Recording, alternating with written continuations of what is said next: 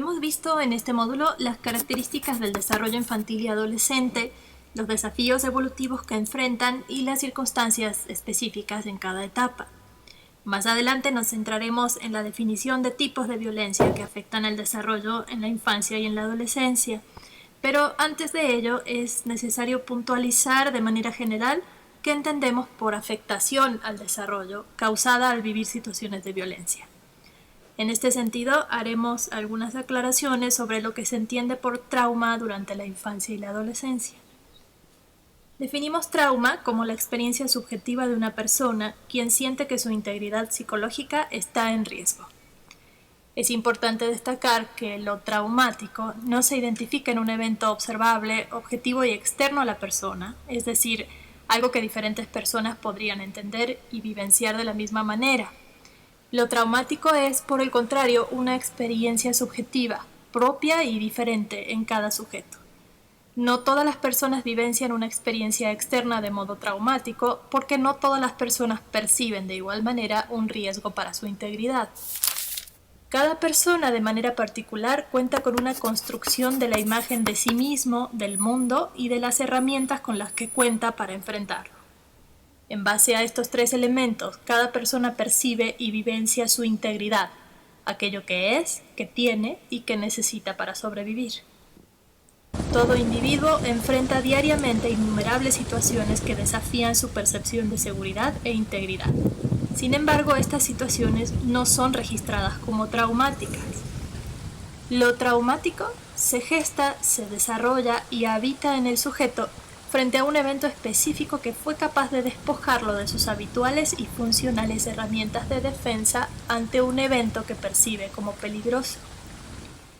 En ese sentido, frente a un mismo hecho, habrá sujetos con experiencias subjetivas disímiles y, por lo tanto, mismos múltiples grupos sintomáticos.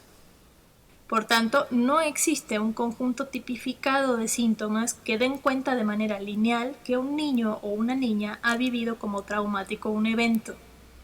Es por ello que encontrar denominaciones psicodiagnósticas como única brújula de búsqueda de victimización es un deseo frecuente entre las y los psicólogos porque simplificaría su intervención. Pero se trata de un intento fallido de homogeneizar realidades subjetivas siempre diferentes y que solo puede llevar a errores. Un ejemplo que ocurre con frecuencia es buscar evidencias que atestiguen la existencia de trastorno de estrés postraumático como única respuesta a si un niño, niña o adolescente ha sido víctima de violencias. El trastorno de estrés postraumático se define en función de tres grupos de reacciones. Las experiencias traumáticas quedan registradas en la memoria con tal fuerza que la persona continúa percibiendo imágenes inquietantes de lo sucedido, con reacciones físicas y emocionales muy agudas ante cualquier evento diario que recuerde el suceso. Se intenta evitar por todos los medios situaciones, personas o lugares que recuerden lo sucedido. El cuerpo continúa en alerta permanente y las personas reaccionan de manera exagerada a eventos actuales, como si estuviese a punto de repetirse el peligro. Hay problemas para dormir y concentrarse, irritabilidad, sobresaltos y temores agudos, así como síntomas físicos como dolor de cabeza y de estómago.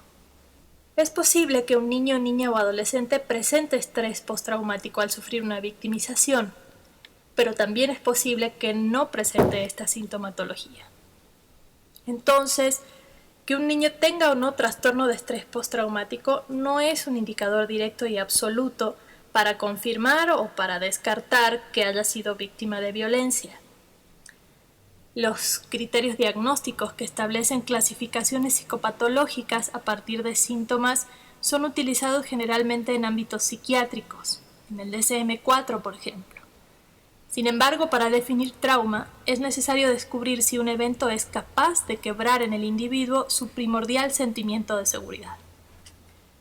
Para que un evento sea traumático, debe generar una vivencia súbita de indefensión, produciendo una percepción en el sujeto de no control ante el futuro, generando una desconfianza básica en sí mismo y fundamentalmente en las personas. La afectación no se revelará en un patrón de síntomas fijos y establecidos.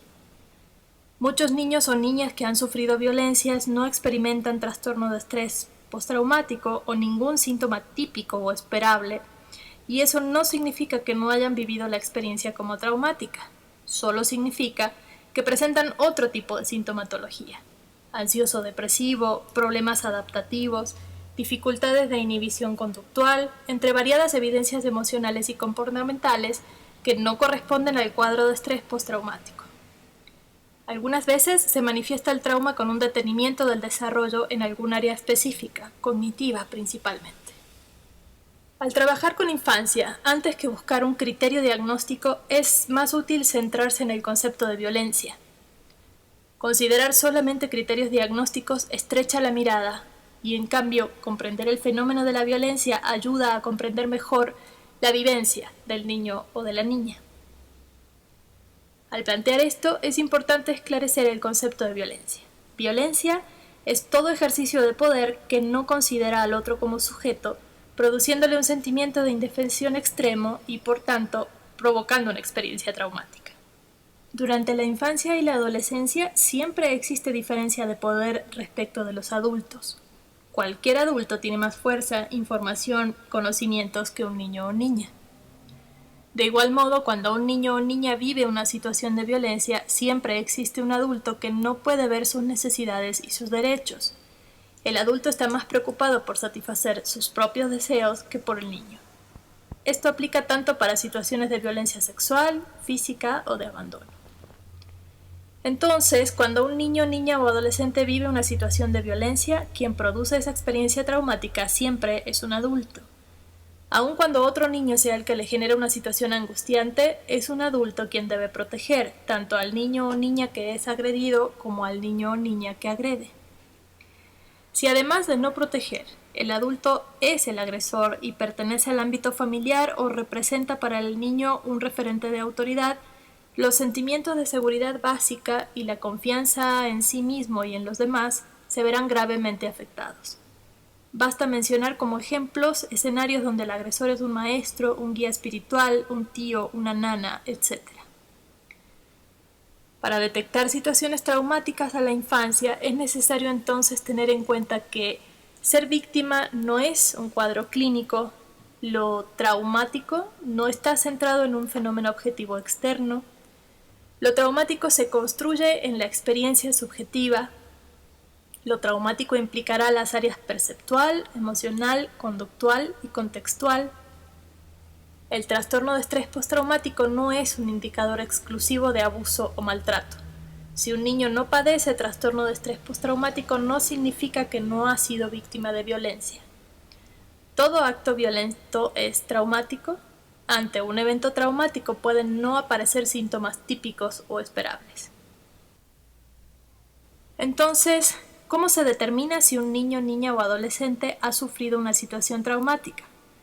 Más adelante se ahondará en la metodología e instrumentos para hacerlo, pero mencionaremos que se requiere intervención especializada en infancia que contemple información sobre desarrollo en general, y también es necesario tener conocimientos precisos sobre la violencia y sus efectos. Se requiere, en definitiva, una mirada integral, compleja, que incluya múltiples variables y sobre todo que sea específica en cada caso.